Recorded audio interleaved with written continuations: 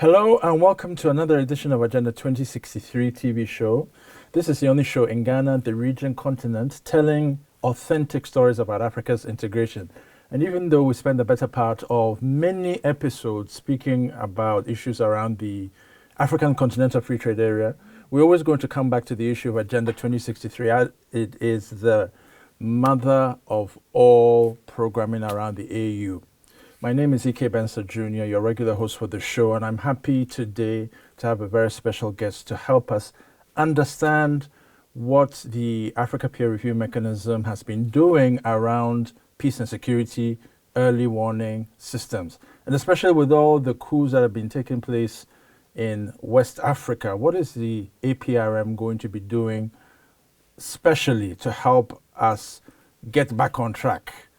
So we're going to take a quick break in a minute, and once we return, we'll get to our special guest. We'll be right back.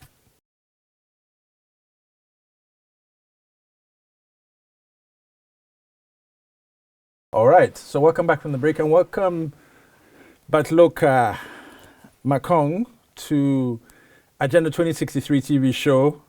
You are live in Accra, still in Harmattan season. The coolness is going away now, but still very dusty. But well, we are managing. The lights have not been going off too much these days, so we'll take it like that. Anyway, but nice to have you, Batloka. I'm not going to ask, tell our followers who you are. I'm going to let you do that for me. Can you tell us in just a few minutes who you are, and what you do at APRM, and why it's important to have you to be the one telling us what's happening with the Africa Peer Review Mechanism? Yeah, thank you very much, my dear good brother, Bensah. Yeah. Long time since we last saw each other. Yes, it has been too long. Yes, I think the last time we were in Nairobi.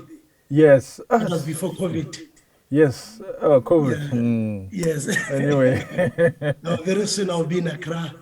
Yes, hallelujah. So thank you very much, my brother, and the Association of African Universities, the TV show, Agenda 2063, your listeners, and my colleagues and the entire continent. Thank you very much.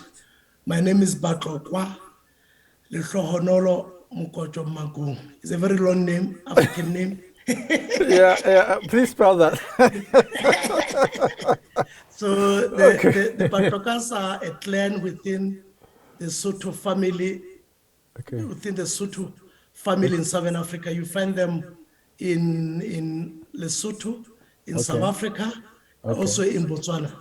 In fact, historically, they're the first nation in Southern Africa to be led by a woman to war. Wow. That woman was Queen Mantatisi. Okay. Yeah, so the Batloka is a name of that clan or tribe in Southern Africa, a very powerful tribe. So Mukojo is one of the chiefs of the Batloka, the husband of Mantatisi, the great queen that I've just mentioned. Warrior queen, wow. Okay. Warrior queen. So my other name is Lefronolosh, means the lucky one. Then my surname is Makong, of course, named after my great-grandfather. Wow, so, that's a beautiful name. Yes, I work for the African Union Peer Review Mechanism at the Continental Secretariat as a senior liaison officer to the African Union, and also as a coordinator for the APRM program for early warning for conflict prevention. So this is the work that I do in terms of representation, coordination, and also in terms of ensuring that the mandate that has been given to us by the Assembly to ensure that the APRM positions itself as an early warning tool for conflict prevention, for early warning and conflict prevention in harmony and in synergy with both the African governance architecture and also the African peace and security architecture.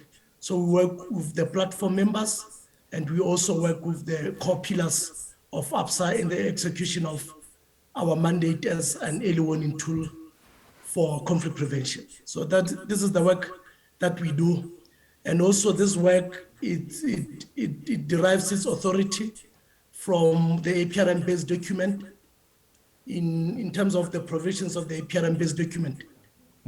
Once Okay. the countries have undertaken the entire review process, the peer review at the level of heads of state and government, then the country has accepted the review report and they have launched the review report. Is then that the Continental Secretariat is mandated to present the outcomes of the review process in the report, the recommendations and the observations of member states to the Peace and Security Council, amongst the other organs of the Union. So this is the work that we do. We are also engaged in other activities besides the presentation of the review reports to the PSC. The PSC is a standing decision-making organ of our union that deals with conflict prevention and stability on the continent. It is composed of 15 member states of the entire union, 15 member states that are elected based on the principle of rotation. Others serve for 3 years, others serve for 2 years. So this is the work that we do. I don't need to mention about the APRM, of course. In your program, you have heard a lot about the APRM. So I know your listeners know about the APRM, that we are an African-led organ of the African Union, an autonomous entity to be specific, that deals with issues of good governance and promotion of democracy on the continent.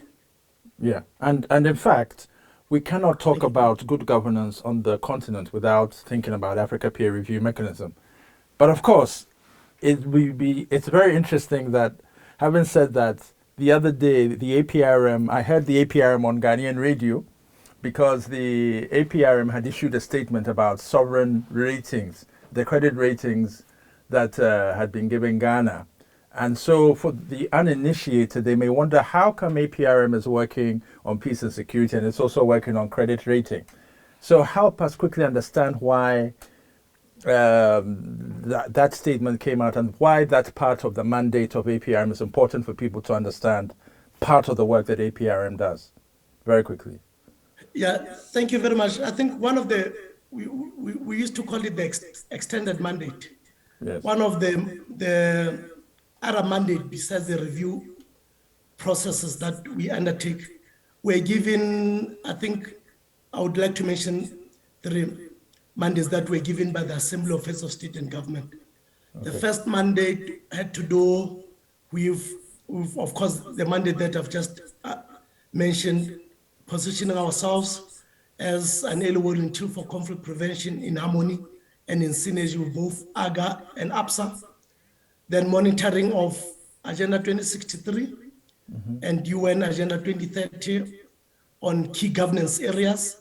Yes. Then support to member states in the field of international credit ratings. I think these are the core additional mandates that we are given by the Assembly of Heads of State and Government of the African Union.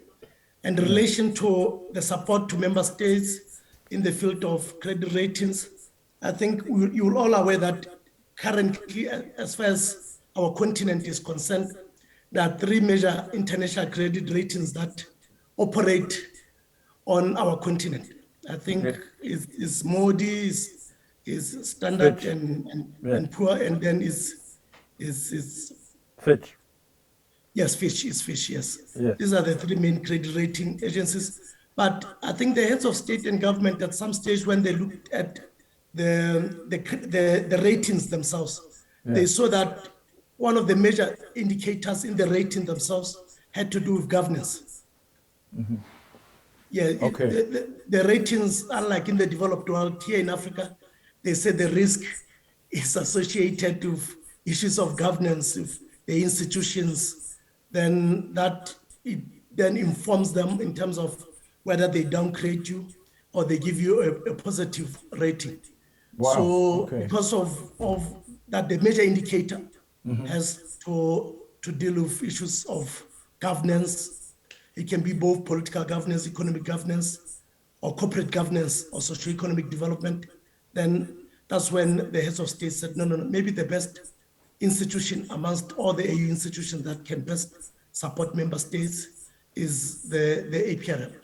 That's when we come, yes. Thank you. Thank you very much for that clarification. It's important because I had a few people then telling me, asking a few questions. But Emmanuel, I thought that these guys are doing good governance and peace and security. How come they're intervening? I said, I had to do some explanations and dig into some books. But anyway, thank you for getting the official explanation for us. Let's get back to 2 months, do a little flashback. 2 months ago in December, Durban, a very important meeting was held. It was a maiden edition of the Africa Peer Review Mechanism and the AU's Peace and Security Council. Now we've bandied around a lot of words, Africa Governance Architecture, Africa Peace and Security Architecture, and so on. But I'm sure the one term that a lot of people can identify with when they begin to criticize the AU, as they do a lot in this part of the world, is the Peace and Security Council. I think they've heard it so many times. At least, African citizens can say they've heard of the Peace and Security Council. So what is it? Why did the Peace and Security Council feel it's necessary to reach out to the Africa Peer Review Mechanism to begin to have a conversation about early warning and harmonization of complementarities around peace and security? Why did the Peace and Security Council feel it needed to do that when really it's been doing that very well for many years, even though, yes, amongst a lot of criticism? So if you can help us understand that. Yeah, yeah, thank you very much. I think the fundamental issue that I think we need to be all aware is that currently our entire union is undergoing the institutional reform process. Okay. So one of the key pillars of the institutional reform process that is led by President Paul Kagame of the Republic of Rwanda, yes, is that we, all of us as the AU institutions, as the AU organs, we all have to deliver as one. Yeah. So we should avoid duplication, and we need to ensure cohesion and also ensure that we deliver as one. So that's what necessitated the assembly to give us a mandate, and they were very specific. They said, no, the APRM, you undertake the mandate, but work very closely with the core pillars of APSA and AGA. But also that's what necessitated the assembly, the PSC to say, no, let's have a retreat between the APRM and the PSC. Us as a standing decision-making organ of the continent on issues of peace and security and stability of the continent. Let us have a retreat of the APRM that has this mandate to support and to complement the other APSA pillars like the continental early warning system. So they decided, no, let's have a retreat so that we ensure that we deliver as one as AU institutions and AU organs. So that was what necessitated the retreat. But most importantly was to also give us time in a very relaxed atmosphere so that we get to know each other, how the PSC views certain issues and how we also have an opportunity to see how we work, how we are structured, and also have an understanding of what the APRM is.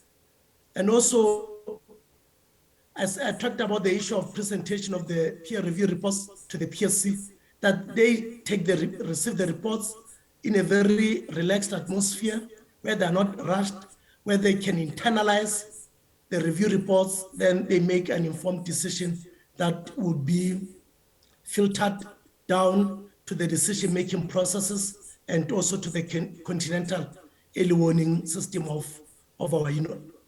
So that is basically why we had the retreat in December 2021.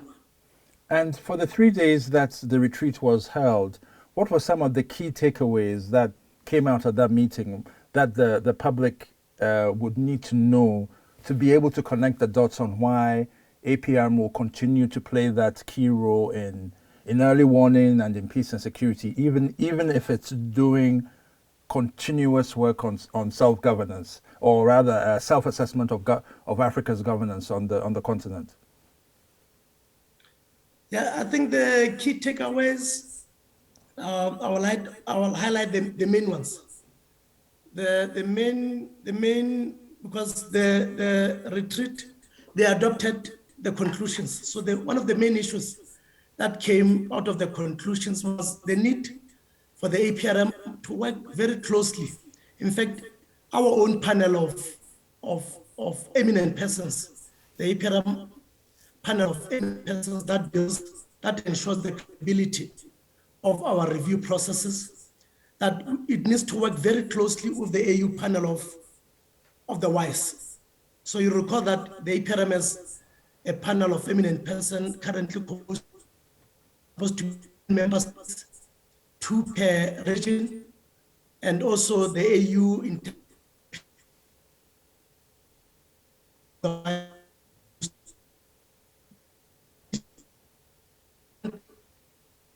So we have been requested that we ensure collaboration with the panel of the WISE on preventive diplomacy efforts, and also our own panel and the AU panel of the WISE should have joint briefings to the PSC, and also they should have an engagement, have a close working relationship, because as we do the reviews, like the first country that was reviewed under the APRM was Ghana. So we undertake the review, but also we need to take the review itself, then engage the panel of the WISE as they engage the country that has recently been peer reviewed. So that's the first takeaway. The second takeaway, you recall that also Ghana is the first country to undertake what we call the CSVRA, Continental Structural Vulnerability and Risk Assessment. Okay. So Ghana is the first country that has undertaken that assessment. It's a very important assessment because it addresses the structural vulnerability of a country, and also tries to assist the country in terms of mitigation so that the country becomes stable. It identifies those structural issues that may cause conflict in future. And also we mobilize support of the AU institutions and the development partners to try to support the country so that the country remains, a member state remains stable. So we have been requested to work very closely with the AU Commission, of course, the ones that run the CSVRA program, and also the REX. We work with them so that the APRM should play a meaningful role in that assessment. The second one was that we continue working closely with the REX in areas of democracy, elections, and conflict prevention, and of course, promotion of good governance. So that we work very closely with ECOWAS, with CENSAT, with EAC, with SADC, with the Arab Maghreb Union, and the rest of the regional economic communities like IGAD and the rest. ECAS as well. Of course, you signed. And of course, ECAS, we are closely working with ECAS in terms of developing that decade for democracy and good governance. Yes. So these are some of the key takeaways. And one of them, the most interesting one, that is that, you know, the APRM is celebrating 20 years of its establishment in 2023. Yes, just next year, in a couple of less than a year away. Wow. Yes. So one of the takeaways was, no, we need to do an impact assessment of the APRM on the APRM on both governance, democracy, and peace and security for the last 20 years. What impact have we had as the APRM? Okay. So we are undertaking that assessment. My colleagues within the Secretariat are doing that. So we hope that by 2023, the study will be out and people can, of course, see the impact that we have had on the continent. as far as promotion of good governance and promotion of democracy, and of course, consolidation of peace and security on the continent.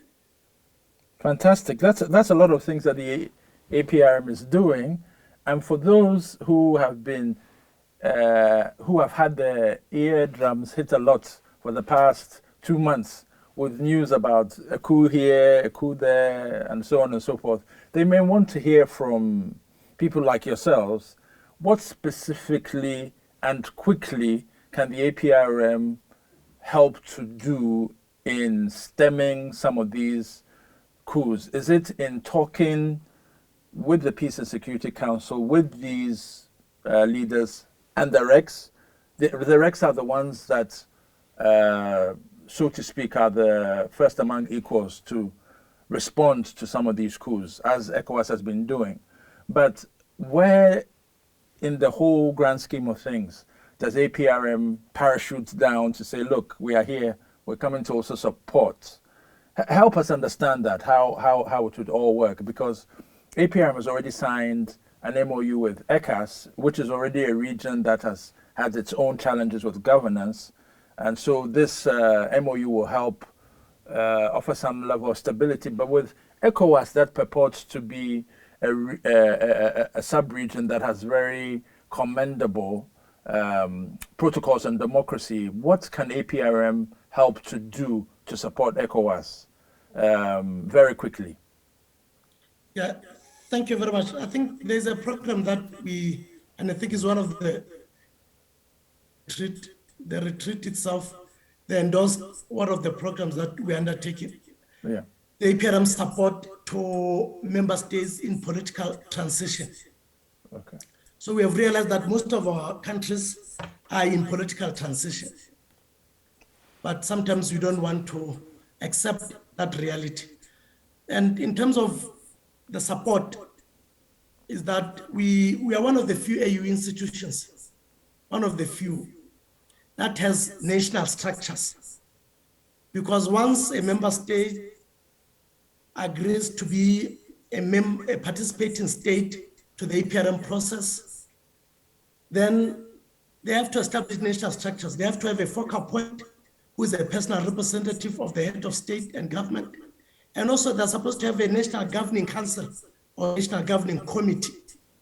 And that committee has to be inclusive. It has to include all sectors of society, all key sectors of society. I also have to have a national secretariat, of course, to service both the focal point and also to service both the governing council. So we are using our own national structures to support those countries that participate in the APRM processes in ensuring that we consolidate both practices of good governance, and also we support them in terms of promotion of democracy. Okay. And one of the issues that we have realized as the APRM, which probably would come as a decision of the Assembly, I think President Ramaphosa, the outgoing chair of the APRM, he did when he outlined the report of the APRM to the Assembly, the outcomes of the 30th and the 31st APRM summit. One of the issues that he mentioned was the establishment of what you call the APRM governance support program. Okay. Because we have realized that most countries is not an unconstitutional change of government does not just occur out of the blue. Yeah. It occurs because of certain factors, and there are certain triggers. And if, for example, the institutions of the state are not very strong, so we are most likely going to have the recurrence of unconstitutional change of government. So the governance support program is basically aimed at supporting member states in terms of having very strong institutions, and also supporting them in terms of implementation of the national plans of action. Because what we have seen is that a lot of countries, they undertake the review process. They do the national plan of action in terms of turning the recommendation into a very clear plan of implementation. But they don't have the resources to ensure that they rigorously implement the national plan of action. So we are doing this program in terms of mobilizing support from the core members of the APRM, from the international community, from the AU, to support member states in terms of undertaking the necessary reforms, also supporting them in terms of ensuring the implementation of the national plan of action, and also supporting them in terms of establishing very strong institutions. I think in the West, you would, in fact, once they hear about unconstitutional change of government, it's something that it's alien to them because they have very strong democratic institutions.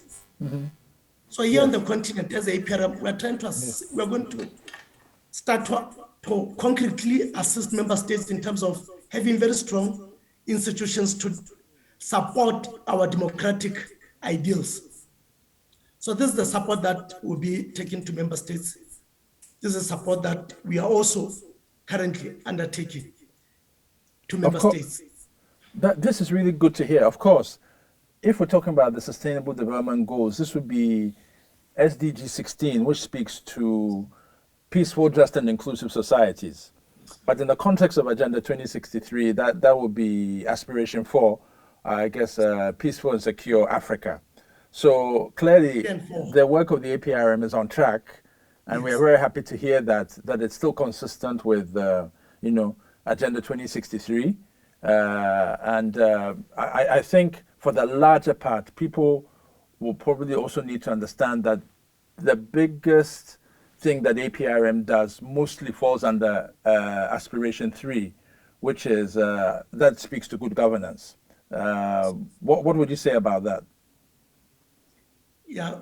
In terms of Agenda 2063, I would say 80% of the work that we do, or even 90%, is basically towards the realization of aspiration 3. So the other aspect is in terms of support to the other core organs and institutions towards the realization of aspiration 4. But the core of our work is basically towards the realization of aspiration 3. Great. So clearly APRM is on the right track, and for this show, we are happy to know that, we are doing the right thing with our APRM watch and, making sure that we're giving updates on APRM. But look, we are almost out of time, and we're very happy to have had you, take time out of your very busy schedule to speak with us, because we also know that APRM is in very busy days. You've just gone through a summit last weekend, and then there's a lot of other things that are coming up as well. APRM Day is going to be celebrated very soon in 9th March, so preparations need to be gone towards that, and so many other things, especially with the headache that we in West Africa are giving APRM. We hope that you'll be able to come and help us from the Continental Secretariat in some way very soon, because we are tired of hearing about coup, every other week or something like that. But what would be your final takeaway as we begin to wind down the show for both the uninitiated and the initiated, marrying of the two worlds, where those who don't know so much about the APRM can leave the show knowing that, at least the APRM is one of the many AU institutions doing this specific work on peace and security, that we should be glad that at least we understand what they are doing. It's not just having meetings and drinking tea, as a lot of people like to think the AU does. Though, yes, you do drink tea, but you do a lot of other things as well. Thank you very much. I think the APRM is, like I've said in the beginning, is an African-led and African-owned platform for self-assessment. Is a unique platform the entire world, because the peer review I think is the only institution. The AU has the peer review at the level of heads of state and government. Is the only intergovernmental organization that has a peer review on issues of good governance at the level of heads of state and government. So we are very unique.